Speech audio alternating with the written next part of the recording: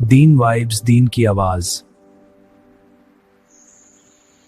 اعوذ باللہ من الشیطان الرجیم، بسم اللہ الرحمن الرحیم، وتوبوا الی اللہ جمیعا ایھا المؤمنون لعلکم تفلحون۔ سبحان ربک رب العزۃ عما یصفون وسلام علی المرسلین والحمد للہ رب العالمین۔ اللہم صل علی سیدنا محمد وعلی آل سیدنا محمد وبارک وسلم۔ جمیعا ایھا المؤمنون لعلکم تفلحون، اور اے ایمان والو تم سب کے سب اللہ کے سامنے توبہ کرو تاکہ تم فلاح پا جاؤ۔ چنانچہ ابن تیمیہ رحمۃ اللہ علیہ نے الایمان الاوسط ایک کتاب ہے، اس میں 10 اسباب بتائے ہیں جن سے انسان کے گناہ معاف ہوتے ہیں۔ یہ 10 اسباب ہمیں زبانی یاد ہونے چاہیے تاکہ ہم ان کے ذریعے سے اپنے گناہوں کی بخشش کا بندوبست کر لیں۔ سب سے پہلا سبب استغفار۔ استغفار کہتے ہیں کہ اپنے گزرے ہوئے گناہوں پر نادم ہونا۔ شریعت نے کہا الندم توبۃ، ندامت یہ توبہ ہے، اور حدیث مبارکہ میں ہے کہ قیامت کے دن سب سے زیادہ خوش انسان وہ ہوگا من وجد فی صحیفتہ استغفارا کثیرا، جس کے نام اعمال میں کثرت کے ساتھ استغفار لکھا ہوا ہوگا۔ تو ہمیں کثرت سے استغفار پڑھنا چاہیے۔ چنانچہ ایک شخص حضرت حسن اللہ عنہ کے پاس آیا، حضرت بہت گناہ گار ہوں، کوئی عمل بتائیں۔ فرمایا استغفار پڑھو۔ ایک اور آدمی آیا، حضرت بارش نہیں ہو رہی، کوئی عمل بتائیں۔ فرمایا استغفار پڑھو۔ پھر ایک آدمی آیا کہ حضرت بہت قرضہ چڑھ گیا، دعا کریں کہ کوئی اسباب بن جائیں رزق کے، مال کے، تاکہ قرضہ اتر جائے۔ فرمایا استغفار پڑھو۔ پھر ایک شخص آیا کہ حضرت دعا کریں اللہ مجھے بیٹا دے دے۔ فرمایا استغفار پڑھو۔ ایک آدمی آیا میرا باغ ہے، دعا کریں کہ میرا پھل زیادہ لگے۔ فرمایا استغفار کرو۔ ایک آدمی آیا میری کھیتی باڑی کی زمین ہے، دعا کریں پانی اندر سے نکل آئے۔ فرمایا استغفار کرو۔ اب سننے والا حیران کہ مختلف لوگ مختلف ضروریات آ کر بیان کرتے رہے، سب کے لیے ایک ہی جواب۔ تو اس نے پوچھا کہ حضرت کیا مسئلہ؟ تو فرمایا کہ دیکھو یہ جواب میں نے اپنی طرف سے نہیں دیا، قرآن مجید سے دیا ہے۔ اللہ تعالیٰ ارشاد فرماتے ہیں قرآن مجید میں فَقُلْتُ اسْتَغْفِرُوا رَبَّكُمْ إِنَّهُ كَانَ غَفَّارًا۔ تو سب سے پہلے استغفار کرنے سے گناہوں کی بخشش ہوتی ہے۔ یرسل السماء علیکم مدرارا، تمہارے اوپر اللہ بارشیں برسائے گا۔ ویمددکم باموال، اللہ مال کے ذریعے تمہاری مدد کرے گا۔ وبنین، اور بیٹوں کے ذریعے مدد کرے گا۔ ویجعل لکم جنات، اور اللہ تعالیٰ تمہیں درختوں پہ پھل زیادہ عطا کرے گا۔ وَيَجْعَلْ لَكُمْ أَنْهَارًا، اور اللہ تعالیٰ تمہارے لیے زمین سے چشمے جاری فرما دے گا۔ آپ اگر غور کریں تو ہماری روز مرہ کی جو پریشانیاں ہیں وہ انہی میں سے ہیں۔ کوئی بیٹے کے لیے پریشان، کوئی کاروبار کے لیے پریشان، کوئی قرضوں کی وجہ سے پریشان۔ اس کا مطلب یہ ہے کہ اگر ہم استغفار کرنے کی عادت ڈال لیں تو ہمیں کسی اور عمل کی ضرورت ہی نہیں ہے۔ اور یہ عمل قرآن مجید میں بتایا گیا ہے، یہ پروردگار عالم کا کلام ہے۔ ہم استغفار کم کرتے ہیں، کم از کم 100 مرتبہ صبح اور شام استغفار کا کرنا معمول بنا لینا چاہیے۔ آپ لوگ ڈرائیو کرتے ہیں اپنے دفتر جاتے ہوئے تو راستے میں جو آدھا گھنٹہ لگتا ہے اس میں کیا کرنا ہوتا ہے؟ بعض لوگ نعت سن لیتے ہیں، تلاوت سن لیتے ہیں، وہ بھی عبادت ہے، لیکن اس سے زیادہ بہتر یہ ہے کہ انسان خود پڑھے کچھ۔ تو اگر اس دوران آپ استغفر اللہ ہی پڑھتے رہیں تو سینکڑوں دفعہ استغفار نام اعمال میں لکھا جائے گا، اور اگر پورا پڑھ لیں استغفر اللہ ربی من کل ذنب واتوب الیہ تو یہ سونے پہ سہاگے والی بات ہے۔ تو اپنے ٹائمنگز کو ایسے ایڈجسٹ کریں کہ اس میں درود استغفار کثرت کے ساتھ آپ پڑھ سکیں، کیونکہ حدیث پاک میں یہ فرمانا کہ قیامت کے دن وہ بندہ بہت خوش ہوگا جس کے نام اعمال میں استغفار زیادہ ہوگا۔ دوسرا سبب ہے توبہ۔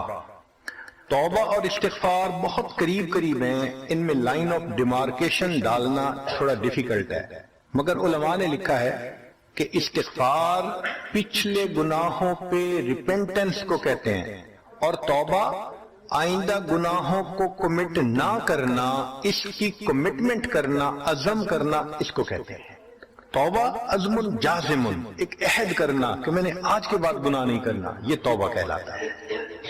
تو گویا توبہ کا تعلق آئندہ گناہ نہ کرنا، استغفار کا تعلق پاسٹ کے ساتھ ہے کہ میں نے جو کیا برا کیا، اللہ بس میری غلطی کو پلیز معاف کر دیں، اس کو استغفار کہتے ہیں۔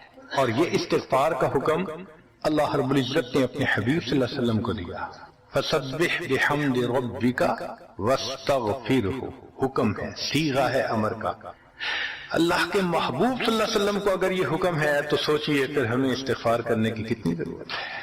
توبہ ہر بندے پہ کرنی ضروری، چنانچہ کافر ہے تو وہ کفر سے توبہ کر کے مسلمان بن جائے، مومن ہے گناہوں سے توبہ کر کے نیک بن جائے۔ جو نیک ہے وہ جو اپنے اعمال کے اندر غفلت ہوتی ہے، نماز کی غفلت، ذکر میں غفلت، تلاوت میں غفلت، اس غفلت سے توبہ کرے، اور جو کہے کہ جی میں تو اس سے بھی توبہ کرتا ہوں، تو بھئی ہم جو اعمال کرتے ہیں یہ اس کوالٹی کے تو نہیں کہ اللہ تعالیٰ کے ہاں قبولیت پا سکیں۔ اب پھر استغفار کرنا کہ اللہ اس کو قبول کر لیجئے، چونکہ اللہ کے محبوب صلی اللہ علیہ وسلم نے فرمایا ما عبدنا کا حق کا عبادت، اے اللہ ہم نے عبادت نہیں کی جیسے عبادت کرنے کا حق تھا۔ اگر سید الاولین والآخرین صلی اللہ علیہ وسلم یہ فرماتے ہیں، ہم کس کھیت کی گاجر مولی ہیں، ہماری عبادتیں کیا عبادتیں ہیں؟ تو استغفار کرنا، توبہ کرنا ہم میں سے ہر بندے پر لازم ہے۔ تیسری چیز جس سے کہ گناہ معاف ہوتے ہیں، الحسنات الماحیہ، نیکیاں۔ جو انسان نیک اعمال کرتا ہے تو گناہ دھل جاتے ہیں۔ نیک اعمال کی مثال صابن کی ہے، گناہوں کی مثال میل کی چیز ہے۔ صابن جتنا زیادہ لگتا ہے اتنا میل دھل جاتی ہے۔ ان الحسنات یذہبن السیئات، یہاں شیطان دھوکہ دیتا ہے۔ مثلا اگر کوئی بچہ تعلیم پا رہا ہے مگر کوئی گناہ بھی کرتا ہے، تیرے علم کا کیا فائدہ، گناہ تو چھوڑتا نہیں۔ بھائی اگر گناہ کرتے ہیں تو علم تو الٹا ان گناہوں کو دھوئے گا، وہ علم ہی چھڑوا دیتا ہے تاکہ دھونے کا مسئلہ ہی نہ رہے۔ اب عورت سوچے گی میں پردہ تو کرتی نہیں، نمازوں کا کیا فائدہ، یہ دھوکہ ہے شیطان کا۔ بھئی آپ نمازیں پڑھتی رہو، اس نمازوں کی برکت سے اللہ پھر پردے کی بھی توفیق دے دیں گے۔ تو نیکی نہیں چھوڑنی چاہیے کبھی بھی، یہ سوچ کے جی میں اچھا تو ہوں نہیں، کیا فائدہ، فائدہ ہے۔ جب اللہ فرما رہے ہیں کہ نیکیاں گناہوں کو دھو دیتی ہیں، بھئی گناہ تو ہم چھوڑتے نہیں اور نیکی آرام سے چھوڑ دیتے ہیں، یہ کہاں کی لاجک ہے؟ تو اس لیے نیکی بھاگ بھاگ کے کرنی چاہیے۔ اگر گناہ ہے تو نیکی اور زیادہ کریں تاکہ نیکی کی برکت سے گناہوں کی ظلمت ختم ہو جائے اور دھل جائے۔ حدیث پاک میں ہے بندہ گناہ کرتا ہے لکھ دیا جاتا ہے، دوسرا گناہ، تیسرا، 5 گناہ کرتا ہے، پھر اس کے بعد وہ ایک نیکی کرتا ہے تو نیکی والا فرشتہ کہتا ہے کہ دیکھو اللہ کے ہاں دستور ہے من جاء بالحسنۃ فلہ عشر امثالھا، اس کو 10 نیکیاں ملنی تھی، تم نے 5 گناہ لکھے ہیں نا، اچھا تم 5 گناہ مٹا دو، میں نامہ اعمال میں 10 نیکیوں کی بجائے صرف 5 نیکیاں بیلنس وہ ڈال دیتا ہوں۔ چنانچہ 5 گناہ مٹا دیے جاتے ہیں، 5 نیکیاں نامہ اعمال میں لکھ دی جاتی ہیں۔ اس لیے خوب نیکی کرنی چاہیے تاکہ اللہ تعالیٰ گناہوں کی ظلمت سے ہمیں محفوظ فرما دے۔ چوتھی چیز جس سے کہ گناہ معاف ہوتے ہیں، دعاء المؤمنین للمؤمن، جو ایمان والے ایک دوسرے کے لیے دعائیں کرتے ہیں اس سے بھی گناہ معاف ہوتے ہیں۔ چنانچہ عمر لانو جا رہے تھے عمرے کے لیے، نبی علیہ السلام نے فرمایا اے بھائی ہمیں اپنی دعاؤں میں نہ بھولنا۔ تو نبی علیہ السلام نے امت کو تعلیم دی کہ ایک دوسرے کو دعاؤں کے لیے کہنا چاہیے۔ یہ بہت اچھی عادت ہے کہ جب کسی سے ملیں جی ہمیں اپنی دعاؤں میں یاد رکھیں، والدین کو کہنا، بڑوں کو کہنا، دوستوں کو کہنا، کیا معلوم کس کی مانگی ہوئی دعا کام آ جائے۔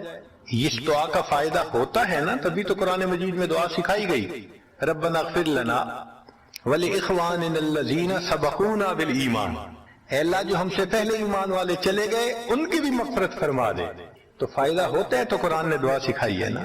تو ایمان والوں کی دعاؤں سے دوسرے ایمان والوں کو فائدہ ہوتا ہے۔ حدیث پاک میں ہے دوست کی دعا دوست کے پیٹھ پیچھے رد نہیں کی جاتی، کیوں؟ اس میں خلوص ہوتا ہے۔ تو اس لیے حدیث پاک میں ہے، مسلم شریف کی روایت ہے کہ اگر کوئی آدمی فوت ہو جائے اور 40 آدمی جنازہ پڑھ لیں جو ایمان والے ہوں، توحید والے ہوں، فرمایا ما من رجل مسلم یموت فیقوم علی جنازتہ 40 رجلا لا یشرکون باللہ شیئا الا شفعهم اللہ فیہ، اللہ 40 بندوں کی نماز جنازہ کو قبول کر کے میت کی مغفرت فرما دیتے ہیں۔ پانچواں عمل ما یعمل للمیت من اعمال البر، ہم اپنے فوت شدہ لوگوں کے لیے جو نفل کے کوئی نیک کام کرتے ہیں اس سے بھی ان کے گناہ معاف ہوتے ہیں، مثلا صدقہ کر دیا، قرآن پاک پڑھا، ان کو بخش دیا، ان کی طرف سے عمرہ کیا، حج کیا، ان نفلی اعمال کا ثواب ان کو ملتا ہے، اس کی وجہ سے ان کے گناہوں کو معاف کر دیا جاتا ہے۔ چنانچہ حضرت شیخ الحدیث رحمۃ اللہ علیہ نے فضائل ذکر میں یا کسی اور کتاب میں واقعہ لکھا ہے کہ ایک اللہ والے تھے، قبرستان کے قریب سے جاتے ہوئے انہوں نے کچھ پڑھ کے قبرستان والوں کو بخش دیا۔ رات خواب دیکھا کہ وہی قبرستان والے ہیں اور ایک آدمی آتا ہے جیسے کوئی ڈاک تقسیم کرنے والا ڈاکیا ہوتا ہے، اور سب اس کی طرف بھاگ پڑتے ہیں جیسے ڈاک لینے کے لیے ہو۔ ایک بندہ پیچھے آرام سے بیٹھا ہوتا ہے، وہ پوچھتا ہے کیا معاملہ؟ وہ کہتا ہے کہ یہ فرشتہ آیا ہے، روزانہ کی جو ڈاک آئی ہے نا نیکیوں کی، جو اولاد نے، رشتہ داروں نے، دوستوں نے کیے، لہذا وہ اعمال نیکیاں ملتی ہیں تو یہ سب لوگ جاتے ہیں کہ نیکیاں ملیں گی، ہمارا درجہ بڑھے گا۔ اس نے کہا کہ آپ کو ضرورت نہیں ہے؟ کہنے لگا ہاں میں لے لوں گا، مگر میرا ایک بیٹا ہے جسے میں نے قرآن پاک کا حافظ بنایا، اس کی دکان ہے، وہ سارا دن دکان پہ بیٹھا رہتا ہے اور ساتھ ساتھ قرآن پڑھتا رہتا ہے، تو مجھے اتنی نیکیاں مل جاتی ہیں کہ میں بعد میں لے لوں گا۔ اس نے کہا بیٹا کہاں؟ اس نے کہا فلاں جگہ دکان ہے۔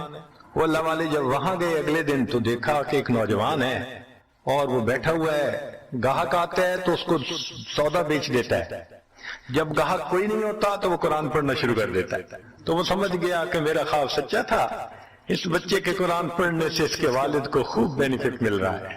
کچھ عرصے کے بعد دوبارہ پھر اسی قبرستان کے قریب سے گزرے، پھر انہوں نے کچھ پڑھ کے بخش دیا۔ رات خواب میں دیکھا کہ اب جب تقسیم ہوا تو سب بھاگے تو وہ بندہ بھی بھاگا۔ انہوں نے کہا آپ بھی بھاگ رہے ہو؟ کہنے لگا ہاں میں اس لیے بھاگ رہا ہوں کہ میرا وہ بیٹا فوت ہو گیا، اب مجھے قرآن پڑھ کے بخشنے والا کوئی ایسا ہے نہیں، تو جو عام ایمان والوں کا ثواب آتا ہے میں بھی اسی میں سے اپنا حصہ لینے کے لیے جا رہا ہوں۔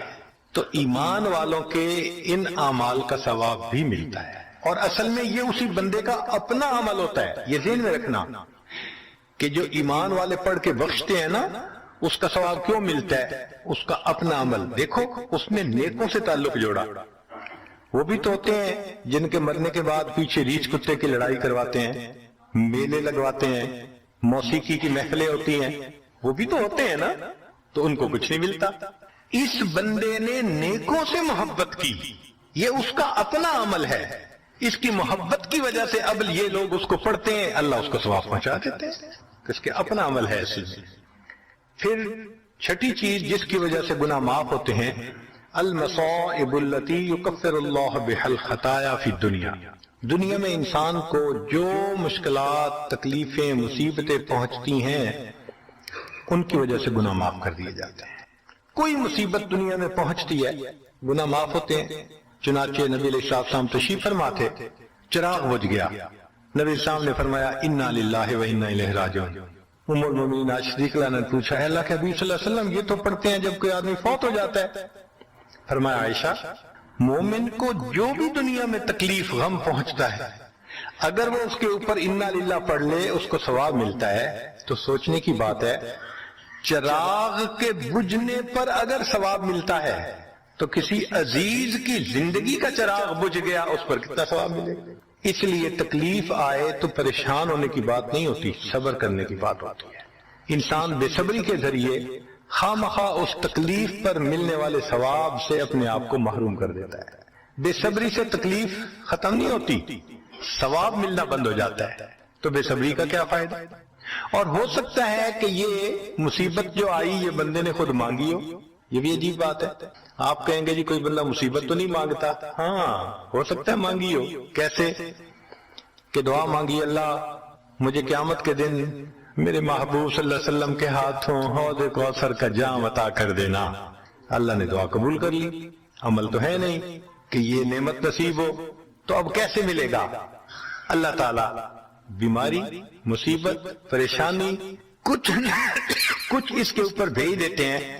اگر یہ بندہ اس پر صبر کر لیتا ہے، اس کو بہانہ بنا کر اللہ اس کو وہ نعمت عطا فرما دیتے ہیں۔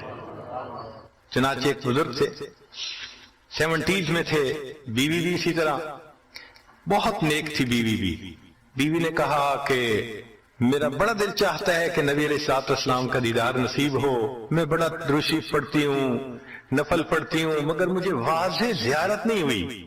آپ کو کوئی عمل آتا ہو تو بتا دیں۔ انہوں نے کہا عمل آتا ہے، کرو گی؟ کہا بالکل کروں گی۔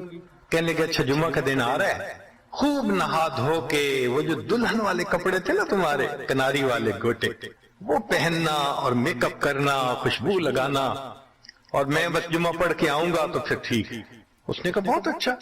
وہ اللہ کی بندی نہائی دھوئی، دلہن کی طرح خوب تیار ہوئی، کپڑے دلہن والے پہنے۔ ان بزرگوں نے جمعہ کی نماز پڑھی تو ساتھ بھائی کا گھر تھا اس کی، یعنی ان کی بیوی کا، تو بیوی کے بھائی کے گھر چلے گئے۔ اس کو جا کے کہا میری عمر دیکھو اور آ کے اپنی بیوی بہن کی حالت دیکھو۔ اس نے کہا کیا مسئلہ؟ وہ ساتھ آ گیا، اور جب گھر آ کے اس نے دیکھا تو بیوی تو دلہن بنی بیٹھی ہے۔ بھائی کو غصہ آیا، تمہیں اپنی یہ تمہاری عمر اور یہ تمہارے لچھن۔ اس نے تو ڈانٹا اور وہ بیچاری روئی، اس کا دل ٹوٹا، رو رو کے حال برا، سو گئی۔ اللہ کی شان کہ اس نیند میں اس کو نبی علیہ السلام کی زیارت نصیب ہو گئی۔ اب وہ اٹھی تو وہ خوش بھی ہے اور پریشان بھی ہے۔ خوش اس بات پہ کہ زیارت ہو گئی، اور پریشان اس بات پہ کہ میاں نے کیا کیا، خود کہا دلہن بنو اور خود بھائی سے مجھے ڈانٹ پڑوا دی۔ تو پھر اس نے پوچھا کہ آپ نے ایسا کیوں کیا؟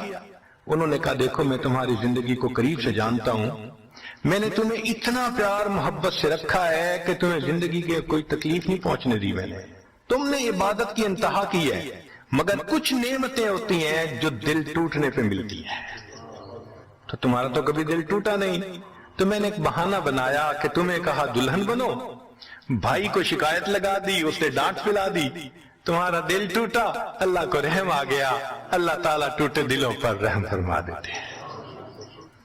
تو ممکن ہے کہ یہ مصیبت، یہ پریشانی اللہ کی طرف سے ہمارے لیے انعام کا سبب بن کے آئی ہو۔ اس لیے ہمارے بزرگوں نے کہا سکھ دکھاں تو دیواں وار، کہ میں سکھوں کو دکھوں پہ قربان کر دوں، سکھ دکھاں تو دیواں وار، دکھا آن ملائم یار، کہ دکھوں نے مجھے میرے یار سے ملا دیا۔ اللہ کو بڑا ترس آتا ہے اس بندے پر جس پر کوئی مصیبت آتی ہے، پریشانی آتی ہے۔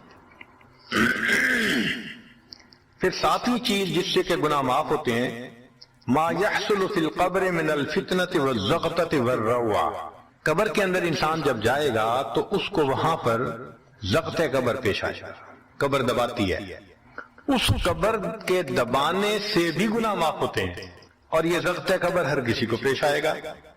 سعد رضی اللہ عنہ ایک صحابی ہیں، نبی علیہ السلام نے ان کا جنازہ پڑھایا اور اللہ کے محبوب صلی اللہ علیہ وسلم پنجوں کے بل چلنے لگے، تو صحابی نے پوچھا اے اللہ کے حبیب صلی اللہ علیہ وسلم آپ ایسے چل رہے ہیں؟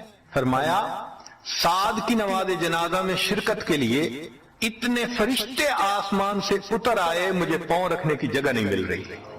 پھر حدیث پاک میں آتا ہے کہ نبی علیہ السلام نے فرمایا سعد کی وفات پر اللہ کا عرش بھی 3 دن تک روتا رہا۔ جن کی وفات پہ اللہ کا عرش روئے، اللہ کے فرشتے جنازے میں اتریں، کیسے اللہ کے مقبول بندے ہوں گے؟ پھر نبی علیہ السلام نے فرمایا سعد کو بھی ضغط قبر پیش آیا۔ تو اس کا مطلب یہ ہے کہ یہ ضغط قبر تو پیش آنا ہی ہے، ہر کسی کو آنا ہے، کوئی بھی ہو۔ اب یہ عجیب سی بات ہے، مگر اس کو سمجھیں کہ کیوں پیش آنا ہے۔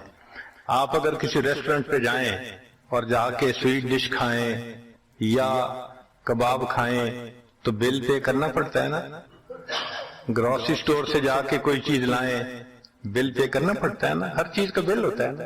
اس دنیا میں انسان جو مزے لیتا ہے بھلے جائے صحیح، ان کی بھی ایک کاسٹ ہے اور وہ اسے پے کرنی پڑی، اور وہ کاسٹ ضغط قبر سے پے ہوگی۔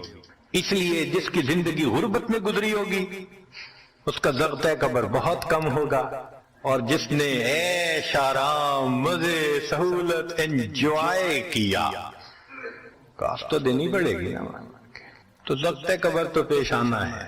ہمارے والد صاحب بچپن میں دیکھتا تھا میں کہ بہت اچھا سالن بنا ہوتا تھا نا، تو اکثر وہ گلاس پانی کا اٹھاتے تھے اور ایک گھونٹ پانی ڈال دیتے تھے۔ مجھے سمجھ نہیں آتی تھی یہ کیا کرتے ہیں، میں اکثر ان سے پوچھتا تھا ابو آپ ایسے کیوں کرتے ہیں، نہیں بتاتے۔ جب ان کی وفات ہوئی تو بعد میں والدہ صاحبہ نے کہا کہ اصل میں وہ یہ کہا کرتے تھے کہ نفس میرا دشمن ہے، میں اس نفس کو لذتیں کیوں دوں۔ وہ لذیذ کھانے کے اوپر بھی ایک گھونٹ پانی ڈال کے اس کو کم مزے والا بنا لیا کرتے تھے، جائز لذتوں کو بھی کم کر لیتے تھے۔ ہمارا کیا حال ہوگا جو ناجائز لذتوں کے پیچھے بھاگتے پھرتے ہیں۔ تو یہ ضبط قبر مومن کو بھی پیش آتا ہے اور کافر کو بھی، مگر فرق ہے، کافر کو پیش آئے گا کہ حدیث پاک میں آتا ہے دائیں طرف کی پسلیاں بائیں طرف اور بائیں کی پسلیاں دائیں طرف، یوں پسلیاں توڑ کے رکھ دیں گے۔ اور مومن کو بھی ضبط قبر پیش آئے گا، مگر مومن کو ضبط قبر تکلیف نہیں دے گا اتنی اگر نیک ہوا۔ کیوں؟ اچھا آپ بتائیں سر میں درد ہو تو آپ کہتے ہیں نا ذرا سر دبا دو، تو تکلیف ہوتی ہے یا راحت ملتی ہے؟ سر دبانے سے راحت ملتی ہے۔ جس طرح سر درد میں کوئی دبائے سر کو راحت ملتی ہے، ایسے ہی مومن کو ضبط قبر تو پیش آئے گا مگر مومن کے لیے راحت کا سبب ہوگا۔ آٹھویں چیز جس سے کہ گناہ معاف ہوں گے، احوال یوم القیامت وکربها وشدائدها، قیامت کے دن جو انسان کو ایک وحشت کی کیفیت ہوگی، ہول کی کیفیت ہوگی، خوف ڈر کی کیفیت ہوگی۔ اللہ اکبر۔ امام غزالی رحمت اللہ علیہ نے تفصیل لکھی ہے کہ سارے لوگ کھڑے ہوں گے اور سورج بہت قریب ہوگا، پسینے میں شرابور ہوں گے۔ اللہ اکبر۔ اس وقت جہنم کے اندر ابال آئے گا اور جہنم کے اندر سے انگارے اٹھ کر اوپر جائیں گے اور واپس گریں گے۔ فرماتے ہیں اس وقت انبیاء میں سے کوئی نبی بھی ایسا نہیں ہوگا جس کو یہ ڈر نہ ہو کہ کہیں انگارے میرے اوپر نہ آ جائیں۔ اگر انبیاء بھی تھرا رہے ہوں گے ہمارا اس دن کیا حال ہوگا۔ تو قیامت کے دن کی دہشت اور وحشت کوئی چھوٹی چیز نہیں ہے، مگر اس سے بھی اللہ تعالیٰ ایمان والوں کے گناہوں کو معاف فرما دے۔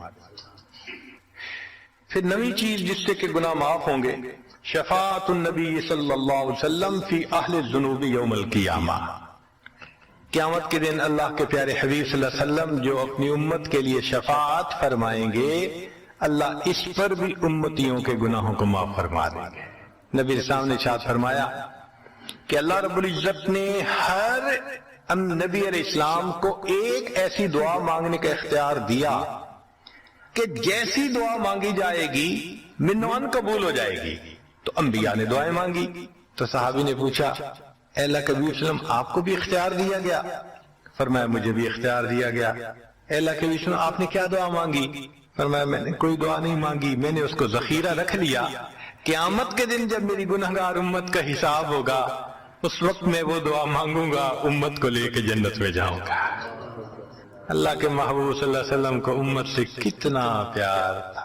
کوئی ماں اولاد کے لیے 23 سال نہیں روتی، جوان بیٹا فوت ہو 2-4 مہینے رو کے پھر نارمل لائف ہو جاتی ہے۔ کوئی باپ اولاد کے لیے 23 سال نہیں روتا۔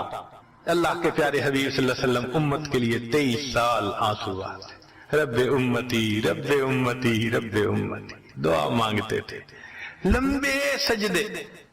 ام المومنین عائشہ صدیقہ عنہا فرماتی ہیں کہ محبوب صلی اللہ علیہ وسلم کے آنسو جو مصلی پہ گرتے تھے مجھے لگتا تھا کہ بارش کے قطرے زمین کے اوپر گر رہے ہیں، ایسے آواز محسوس ہوتی تھی۔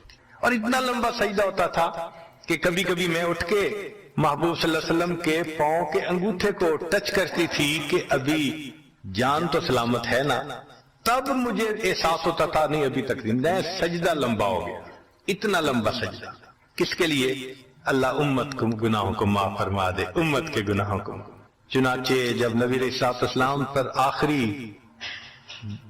یعنی مرض آئی، بیماری کی کیفیت آئی، تو اللہ کے حبیب صلی اللہ علیہ وسلم کو بخار بہت تیز ہو گیا تھا اور جو مسجد میں آخری مرتبہ لائے تھے تو 2 آدمی تھے، ایک ادھر تھا ایک ادھر تھا، اور اللہ کے حبیب صلی اللہ علیہ وسلم نے ان کا سہارا لیا تھا اور بہت مشکل سے چل کے تشریف لائے تھے۔ یہ آخری نماز، پھر واپس تشریف لے گئے، بخار اور تیز ہو گیا۔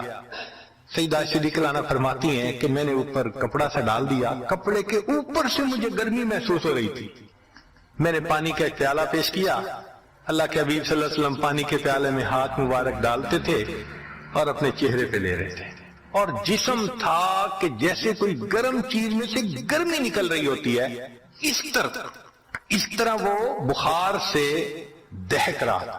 فرماتی ہیں کہ مجھے محسوس ہوا کہ یہ تو بہت تیز بخار ہے، کبھی ایسا نہیں دیکھا۔ تو میں نے پوچھا اے اللہ کے حبیب صلی اللہ علیہ وسلم، بخار ایسا تو کبھی نہیں دیکھا، اتنا زیادہ تیز، اتنا زیادہ تیز؟ نبی علیہ السلام نے فرمایا عائشہ، مومن کو سکرات موت کے وقت جو تکلیف ہوتی ہے اس پر بھی اس کے گناہ معاف ہوتے ہیں۔ میں نے اللہ سے یہ دعا مانگی تھی، اللہ جب میری سکرات کا وقت آئے تو مجھے تکلیف زیادہ دے دینا، اور اس کے بدلے اللہ میری امت کے گناہوں کو معاف فرما دے۔ عائشہ، یہ وہ سکرات ہے جس کی وجہ سے مجھے تکلیف بہت ہے، اللہ کے محبوب صلی اللہ علیہ وسلم کو اتنی تکلیف ہو رہی تھی۔ اتنے میں اطلاع ملی، دروازہ کھٹکھٹایا گیا، پوچھا کون؟ جواب ملا جبریل علیہ السلام اور اسرائیل علیہ السلام اجازت مانگتے ہیں آنے کی۔ نبی علیہ السلام نے فرمایا جبریل اندر آ جائیں، تو جبریل آئے۔ اے اللہ کے حبیب صلی اللہ علیہ وسلم، اللہ نے آپ کو یاد فرمایا ہے۔ نبی علیہ السلام نے فرمایا جبریل، اللہ تعالیٰ سے پوچھ کے یہ پہلے بتاؤ میرے بعد میری امت کا کیا حال ہوگا، پہلے پوچھ کے بتاؤ۔ جبریل علیہ السلام نے اللہ تعالیٰ سے پوچھا، رب کریم نے کہا، فرمایا میرے محبوب سے جا کر کہہ دو اے محبوب، آپ کے بعد آپ کی امت کو تنہا نہیں چھوڑیں گے۔ جب نبی علیہ السلام کو تسلی ہو گئی، محبوب نے فرمایا اچھا ملک الموت کو بھی وہاں آنے۔ اللہ کے محبوب صلی اللہ علیہ وسلم کو امت سے ایسی محبت تھی، اللہ اکبر۔ چنانچہ حدیث پاک میں ہے کہ نبی علیہ السلام نے فرمایا خیرت بین ان یدخل نصف امتی الجنہ و بین شفاعہ، اللہ رب العزت نے مجھے چوائس دیا، اختیار دیا کہ اے میرے حبیب صلی اللہ علیہ وسلم، آپ چاہیں تو آپ کی آدھی امت کو بلا حساب جنت بھیج دیں گے، اور آپ چاہیں تو جن کی آپ شفاعت کریں ان کو بھیجیں گے۔ نبی علیہ السلام فرماتے ہیں فاخترت الشفاعہ، میں نے شفاعت کو چن لیا، لأنہا اعم و اکثر، اس لیے کہ میری شفاعت پر آدھی سے زیادہ امت کے لوگ جنت میں چلے جائیں گے۔ اللہ اکبر۔ پوچھنے والے نے پوچھا اے اللہ کے حبیب صلی اللہ علیہ وسلم، اترونہا للمتقین، کیا آپ کی شفاعت نیکوں کے لیے ہوگی؟ فرمایا لا ولکنہا للمذنبین الخطائین المتلوثین، نہیں، میری شفاعت میرے امت کے گناہ گاروں کے لیے ہوگی۔ اللہ کے حبیب صلی اللہ علیہ وسلم کی شفاعت کا نصیب ہو جانا یہ بھی گناہوں کی بخشش کا سبب ہے۔ مگر شفاعت کس کو نصیب ہوگی اس کی بھی تفصیل سن لیجئے۔ کچھ لوگ ہوتے ہیں سنت کو دیکھتے ہیں، ان کا دل خوش ہو جاتا ہے، وہ سنت رکھنے والے کو انکریج کرتے ہیں، اس کو مورل سپورٹ دیتے ہیں، نہیں تم نے اچھا کیا۔ اور کچھ وہ ہوتے ہیں کہ جو دیکھتے ہیں چہرے پہ سنت سجی، کیا ملا بن گئے، کیا تم نے چہرے پہ کر لیا۔ علماء نے لکھا جس نے سنت کو دیکھ کر ناگواری کا اظہار کیا اس نے اپنے آپ کو شفاعت سے محروم کر لیا۔ یہ نہیں ہے کہ ہم سنت کا مذاق بناتے پھریں اور ہمیں شفاعت نصیب ہوگی، نہیں، احترام ہو دل میں سنت کا۔ نبی علیہ السلام کی ایک ایک سنت پہ قربان ہو انسان، جب یوں محبت ہوگی تو پھر نبی علیہ السلام کی شفاعت بھی ان کے لیے ہوگی۔ 10واں سبب جس سے کہ گناہ معاف ہوں گے، رحمت اللہ و عفوہ و مغفرتہ بلا سبب من العباد، قیامت کے دن انبیاء کرام شفاعت کریں گے، بخشش ہوگی، پھر علماء کریں گے، شہداء کریں گے، پھر سب جنتی شفاعت کریں گے، حتیٰ کہ کوئی ایسا نہیں رہے گا کہ جو کسی اور کی شفاعت کرے، اور وہ لوگ جہنم میں ہوں گے کہ جن کا کوئی جنتی واقع بھی نہیں ہوگا۔ اللہ اکبر۔ سالوں وہ جہنم میں جلتے رہیں گے، جلتے رہیں گے، پھر ایک وقت آئے گا کہ ان میں سے جن کے دل میں تھوڑا سا بھی ایمان ہوگا نا، اگرچہ اس کی شفاعت کرنے والا کوئی نہیں ہوگا، ان کو بھی اللہ بخشنے کا سبب بنائیں گے۔ وہ کیسا ہوگا؟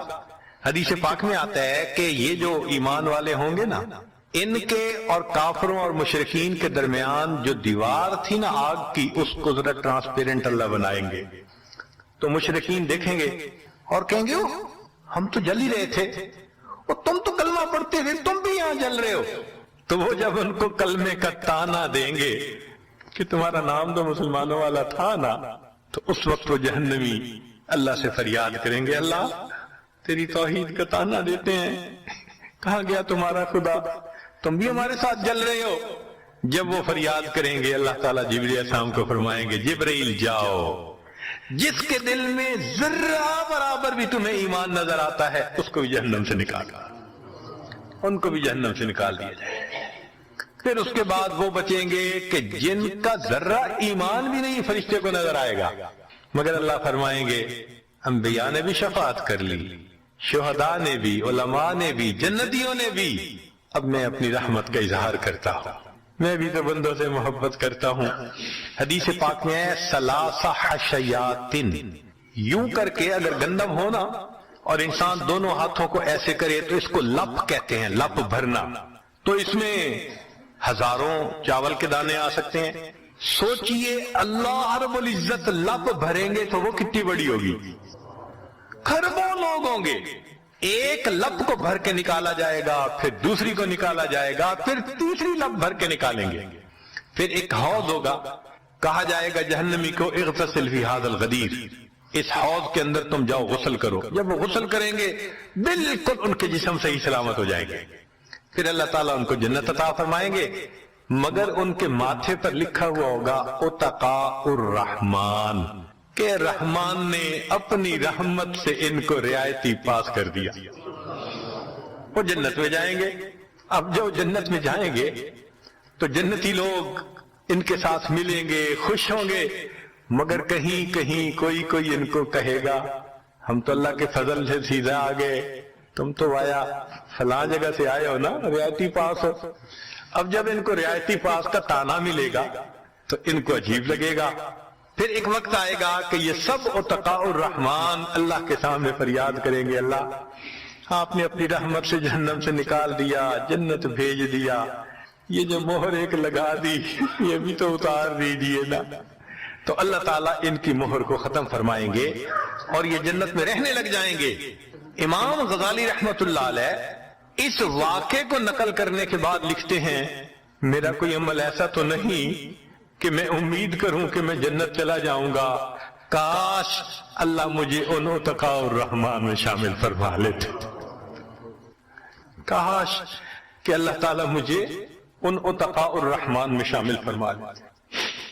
بے گناہوں میں چلا زاہد جو اس کو دیکھنے، مغفرت بولی ادھر آ میں گنہگاروں میں ہوں، وہ کرشمے شان رحمت نے دکھائے روز حشر، چیخ اٹھا ہر بے گناہ میں بھی گنہگاروں میں ہوں۔